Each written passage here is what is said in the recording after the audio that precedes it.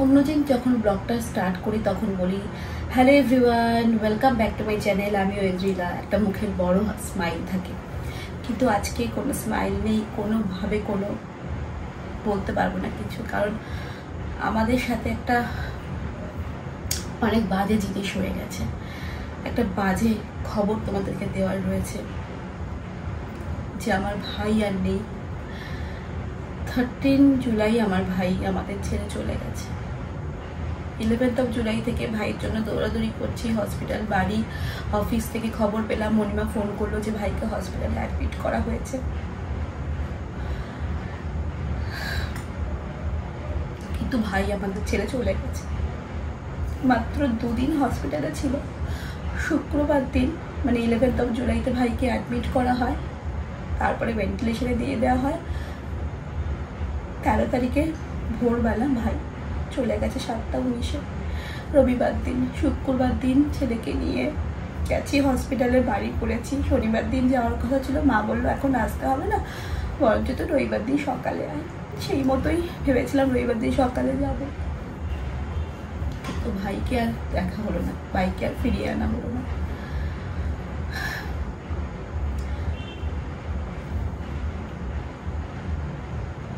Sorry, আজকে কোনো কন্টেন্টের জন্য ভিডিওটা করছি না, জাস্ট তোমাদের সাথে শেয়ার করছি আমি। কারণ তোমাদের সাথে আমি লাইভে অনেক কিছু শেয়ার করি, যেহেতু আমি লাইফস্টাইল ব্লগ করি সেহেতু সমস্ত কিছু আমি শেয়ার করি।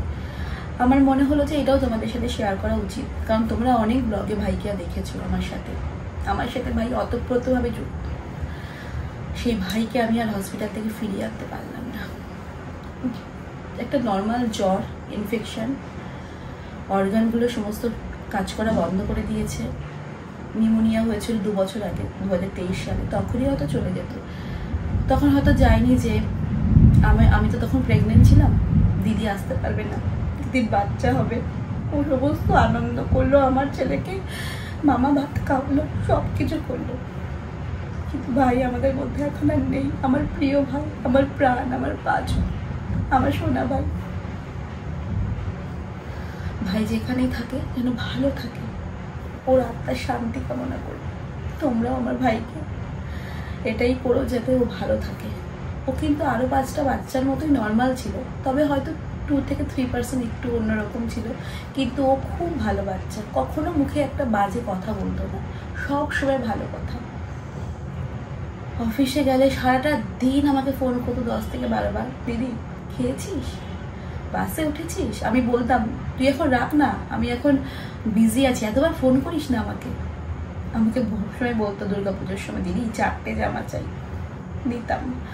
সমস্ত আবদার করতো, সেটাও পূরণ করতাম। কিন্তু ভাইয়ের আমার সেরকম কোনো আবদার ছিল না, বিশ্বাস করো। ভাই শুধু একটাই আবদার ছিল, দিদি তুই কবে আসবি। ওর কাছে সবসময় থাকতে বলতো, কিন্তু আমার বাচ্চাটা যেহেতু ছোট, আমি এখন সবসময় যেতে পারতাম না। আর আমার ছেলে প্রচণ্ড ভালোবাসে ওকে, মামা বলতে ওকেই চেনে, ওকেই জানে। আমার কিন্তু আরও অনেক ভাই রয়েছে, মামাতো ভাই, কিন্তু ভাই বলতো আমরা 2 বোন 1 ভাই, সবসময় বলতো আমার ভাই। আমার মামাতো ছেলেটা তো ছোট, আর আমার ছোট মাসির ছেলে একদম ছোট। তোমরা আগের ব্লগে দেখেছিলে যে ওর অন্নপ্রাশন ছিল, তখন ভাই ছিল। কিন্তু ভাইকে আমাদের আর ফেরানো হলো না ঘরে। আমার মণিমা আমার খুব কাছের, খুব আপন, সেই মণিমার মুখের দিকে তাকাতে পারছি না, বিশ্বাস করো। আমি নিজেকে সামলাতে পারছিলাম না, মণিমাকে কি সামলাবো। আমার মণিমাকে আমারই সামলানো উচিত, কিন্তু পারছিলাম না।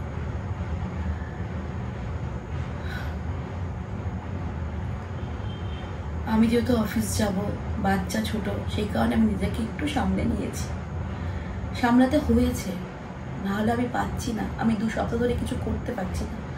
মা মণিমার কাছেই রয়েছে, ভাইয়ের কাজ হয়ে গেলে মা ফিরবে। বাড়িটা পুরো খাকা করছে, মণিমার বাড়িটা। সেই ভাই জন্যই তো আমরা সবসময় যেতাম, গেলেই দিদি এসেছিস, নাইটি পর, নাইটি পর, দিদির নাইটি কাউকে দেবে না, সবসময় বলতো। ওর মাকে বলতো মা দিদি এসে নাইটি পরবে। ভাই আমার সত্যি খুব ভালো ভাই ছিল, ভাই আমার প্রাণ ছিল, ভাই আমার প্রাণই থাকবে। ও আমার একটা পাঁজর। অরিন্দম প্রচণ্ড ভালোবাসে, বিরিয়ানি খেতে ভাই খুব ভালোবাসতো। অরিন্দমকে সবসময় বলতো বিরিয়ানি বিরিয়ানি, আর অরিন্দমও চেষ্টা করতো যাওয়ার সময় বিরিয়ানি নিয়ে যাওয়ার। আমি না আজকে আর কিছু শেয়ার বলতে পারছি না, আমার কিছু বলতে পারছি না। এটা কোনো কন্টেন্টের জন্য আমি ভিডিও করছি না, আমি সবসময় তোমাদের সাথে শেয়ার করি, সমস্ত কিছু চেষ্টা করি, সেটাই শেয়ার করছি। আমাদের ফ্যামিলিতে একটা অনেক বড় ক্ষতি হয়ে গেল, অনেক বড় একটা ক্ষতি, নিজের অনেক প্রিয়জনকে হারালো। ভাই যেন ভালো থাকে যেখানেই থাকে, ভাই সারাটা জীবন আমাদের প্রাণই থাকবে। কিছু বলতে পারছি না।